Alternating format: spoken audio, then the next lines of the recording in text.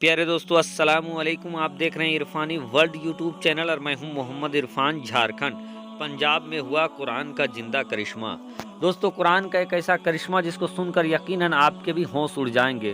दोस्तों, पंजाब के एक गांव में एक मुस्लिम परिवार और एक गैर मुस्लिम परिवार एक साथ रहा करते थे।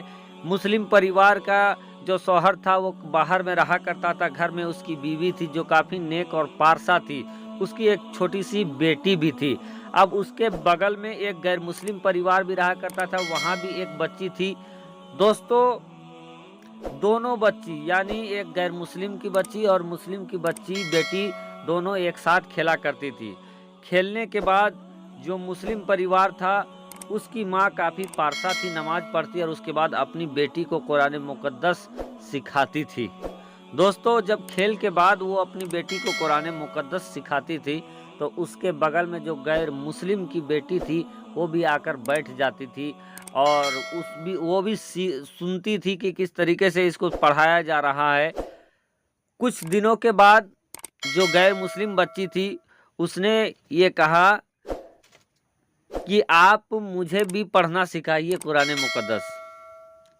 बहरकैफ अब ये दोनों सहेली, एक गैर मुस्लिम की बेटी और एक मुस्लिम की बेटी, दोनों सहेली थे। दोनों खेलते और खेलने के बाद उनकी माँ घर में ही उनको कुरान पढ़ना सिखाने लगती। माँ नमाज पढ़ती। नमाज पढ़ने के बाद जो वक्त होता, दोनों बच्चियों को, एक गैर मुस्लिम की बच्ची को और अपनी बेटी को बैठाकर कुरान मुक़द्दस पढ़ना सिखाती। अब धीरे धीरे क्या हुआ कि पहले अलिफ बे फिर कायदा और उसके बाद कुरान मुक़द्दस ये दोनों बच्चियां पढ़ने के लिए सीख गई। वक्त भी गुजर गया। वक्त का पहिया काफ़ी तेज़ी के साथ चला दोस्तों, और ऐसा वक्त भी आ गया जब दोनों बच्चियां जवान भी हो गई। अब इधर क्या हुआ, एक मौका ऐसा आया कि जो गैर मुस्लिम की बेटी थी उसने कहा कि मैं तो कुरान मुक़द्दस पढ़ना सीख गई हूँ और मन ही मन मैं इस्लाम को पसंद भी कर रही हूँ और कबूल भी कर रही हूँ, लेकिन मैं ये बात अपने घर वालों के सामने जाहिर करने से डरती हूँ।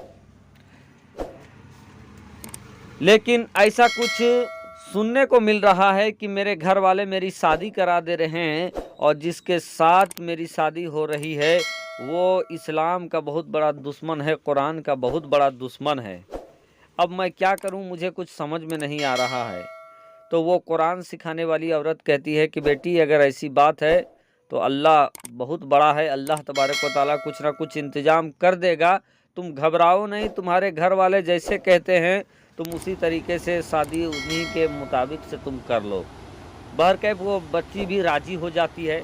शादी का दिन आता है और इस शादी के दिन वो बच्ची के सहेली वाले यानी उसके पड़ोस के जो मुस्लिम फैमिली वाले थे, एक कुरान मुक़द्दस को बहुत बेहतरीन तरीके से उसको गिफ्ट की तरह उसको सजाते हैं, पैकेज करते हैं। पैकेट करने के बाद उसके घर जाते हैं, शादी का तोहफ़ा गिफ्ट दिया जाता है। उसी तरीके से कुरान मुक़द्दस को इन्होंने उठाया, मुस्लिम परिवार ने उसको पैकेज कराया। पैकिंग कराने के बाद शादी के घर चले जाते हैं और उसके घर वाले से कहते हैं कि ये मैंने आपकी बेटी के लिए, आपकी बच्ची के लिए ये ख़ास तोहफ़ा लाया हूँ और मैं चाहता हूँ कि ये अपने ससुराल में ही खोले। बहरकैफ दोनों पड़ोस थे तो उसकी बात को वो मान जाते हैं। मान जाने के बाद वो उसको दे दिया जाता है।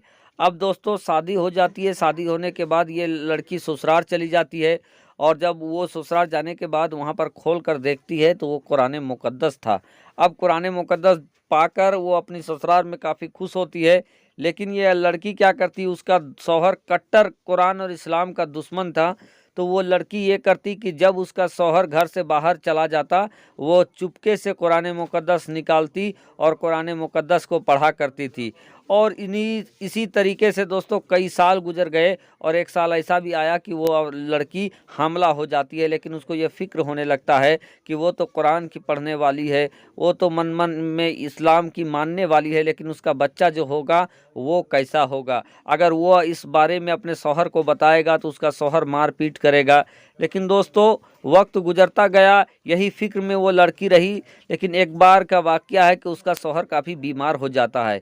बीमार होने के बाद जब वो डॉक्टर के पास जाता है तो डॉक्टर ने उसके चेकअप करने के बाद उससे कहा कि आप आपको कैंसर हो गया है और कैंसर भी लास्ट स्टेज का है, तो अब आपके बचने के आसार नहीं है।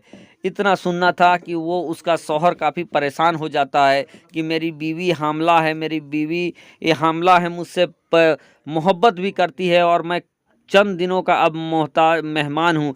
वो आने के बाद अपनी बीवी को सब बता देता है उसका शौहर कि तुम तो इस समय गर्भवती हो, हामिला हो, और मैं तुमसे बहुत बेपनाह मोहब्बत करता हूँ, तुम भी मुझसे बेपनाह मोहब्बत करते हो, लेकिन अब मैं चंद दिनों का मेहमान हूँ। डॉक्टर ने ये कह दिया है कि अब मैं कभी भी इस दुनिया को छोड़कर जाने वाला हूँ। इतना सुनना था कि उसकी बीवी कहती है कि सुनिए, अगर ऐसे ही बात है तो मैं आपका इलाज करना चाहता हूँ, और मैं जिस तरीके से आपका इलाज करूँ आप मुझे कुछ नहीं कहेंगे, और अगर आप अच्छे हो जाएंगे तो आपको मेरा बात मानना पड़ेगा।